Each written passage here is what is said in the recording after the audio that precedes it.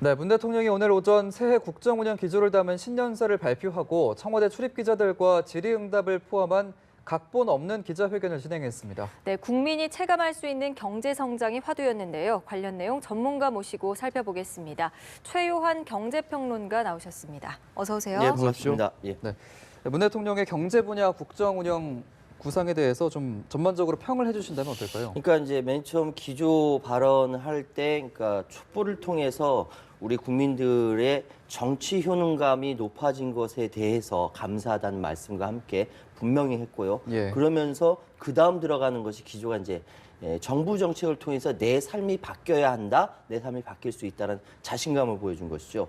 그러니까 이제는 정권 교체를 통해서 정치 효능감을 느꼈다면 예. 이번에는 문재인 정부를 통해서 경제 효능감을 느끼게 해주겠다, 이 자신감의 표현이었다라고 말씀드릴 수 있겠습니다. 예. 네, 신년사의 첫머리에서 무엇보다도 삶의 질 높이기를 언급한 점이 눈에 띄는데요. 예. 그만큼 경제 분야 정책에 힘쓰겠다는 의지로 좀 해석을 해봐도 될까요? 그렇습니다. 그러니까 맨 처음 모두 발언에서 이렇게 광화문 촛불을 이야기했지만 바로 들어가서 문재인 정부가 맨 처음 들어가서 한 일은 바로 일자리 이야기를 예. 하면서 일자리 확대라든지 이 이야기를 한 것이죠. 예. 그러니까 국민의 삶이 편안해지고 삶의 질이 높아지는 것은 지금 뭐니 해도 방금 전에 뉴스를 통해서 청년 일자리 실업률이 가장 최고로 네. 올라갔다라고 이제 통계청이 발표했다는데 예. 가장 중요한 게 일자리다. 그래서 대통령 취임하자마자 일자리 현황표를 만들었다라고 이야기하면서 바로 방금 말씀하셨던 삶의 질을 높이기 위해서는 일자리, 경제 분야가 최우선 과제다라고 하면서 앞부분부터 경제 이야기를 한 것이죠. 예.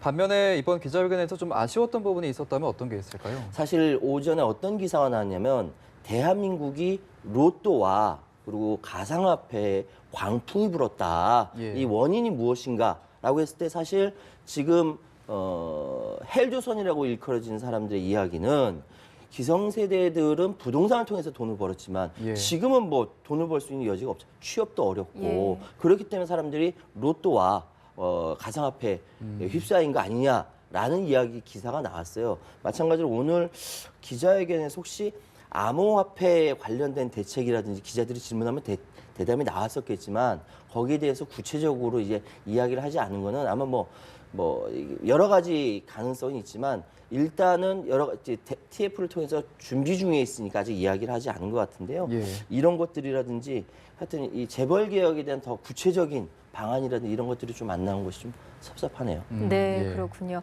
문재인 정부의 경제 정책 중 가장 큰 부분 차지하는 게 아까 말씀하셨듯이 일자리 부분이지 않습니까? 그렇기 때문에 일자리 문제에 대해서 직접 나설 것을 공식 오늘 발표를 했습니다. 앞으로 3, 4년간 특단의 대책을 마련하겠다 이야기했는데 어떤 대책들이 좀 나올까요? 글쎄요, 그러니까 청년들의 일자리라는 것은 그냥 그저 한 사람의 삶을 꾸려나가는 그 보완제가 아니라 예. 국가 경쟁력을 전체적으로 높이는 문제까지 되기 때문에 굉장히 중요하죠. 그래서 아까 이야기했을 때 비정규직의 정규직화라든지 임금격차 해소라든지 그러니까 여러 가지 일자리 나누기라든지 이런 이야기를 했습니다.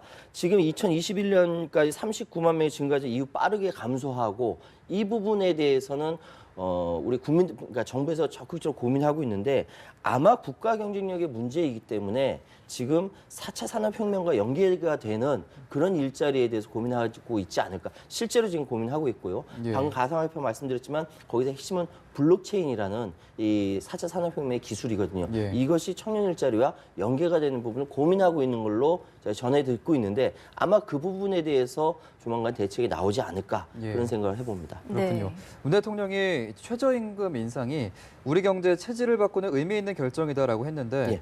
일각에서는 큰 폭의 최저임금 인상을 앞두고 이제 서비스 분야의 고용이 줄어들었다라는 비판도 좀 나오고 있습니다. 어떻게 보고 계세요? 사실 그러니까 최저임금 인상한 지 9일, 10일밖에 안 돼요. 그런데 지금 일자리가 없어졌다 막 이렇게 얘기하는 거는 뭔가 좀 정치적인 이야기가 아닌가 그런 생각도 들고요. 예. 근데 실제로 문 대통령이 아까 아파트 경비원과 청소원 사례를 직접 들면서 최저임금 인상에 대해서 이야기를 합니다. 16.4%는 역대 두 번째 높은 그 인상률이거든요.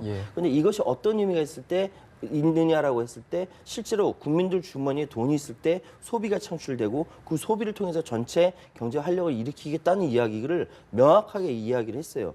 그러면 지금 가장 중요한 것은 그러니까 최저임금이 인상돼서 힘든 중소기업 자영업자들에 대한 배려거든요. 그리고 아까 문 대통령이 뭐라고 했냐면 고용보험 제도권 안에 들어오면은 이 부분에 대해서 책임지겠다라고 이야기했거든요. 그럼 제도권 안에 들어오지 못하는 사람들에 대한 배려까지 지금 준비를 하고 있는 걸로 알고 있는데 그렇다면 전체적으로 최저임금 인상이 의미가 있다라고 오늘 이야기했기 때문에 의미 있는 결정으로 나오기 위해 이후에 여러 정부 정책 각 부처별로 디테일한 세심한 배려가 있을 것이다. 그렇게 예상할 수 있습니다. 네, 문 대통령이 또 노동시간 단축은 더 이상 미룰 수 없는 과제다 이렇게 이야기를 했는데요.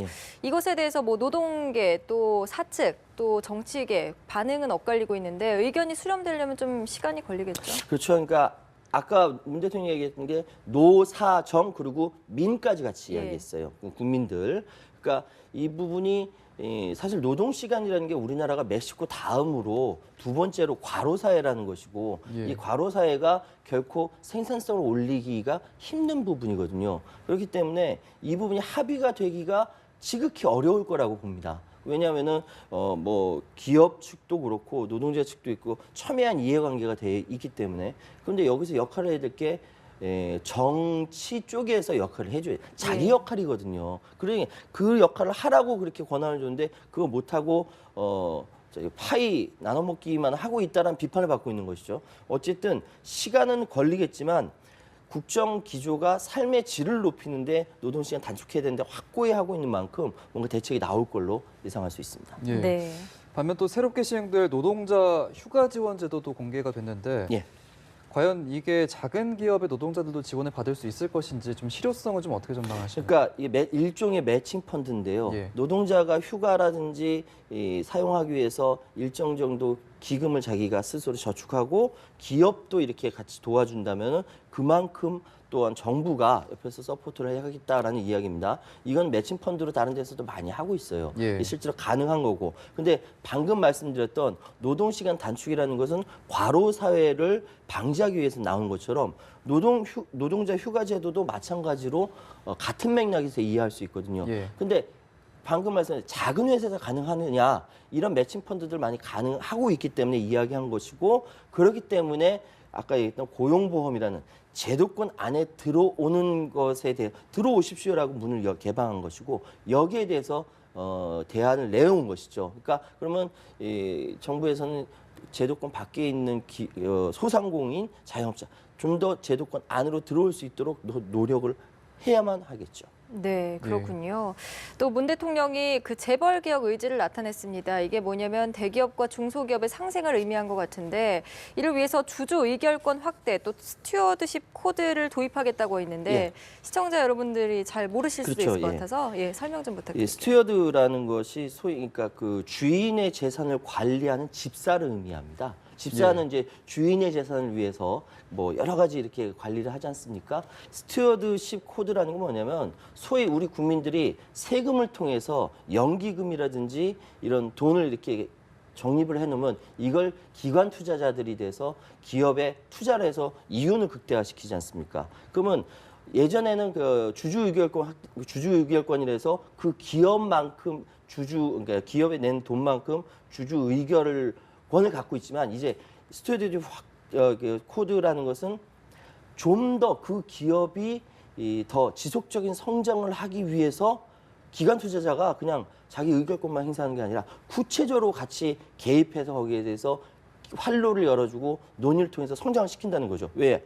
그래야 국민들이 낸 세금이 헛되이 쓰지 않고 국민연금 지난 정권 때 어땠습니까? 마음대로 썼잖아요. 국민들의 세금인데 그렇게 하지 않고 국민들의 이윤을 위해 주인인 국민들을 위해서 확실히 자기 역할을 하겠다라는 것이 스튜어드십 코드라는 것이고요.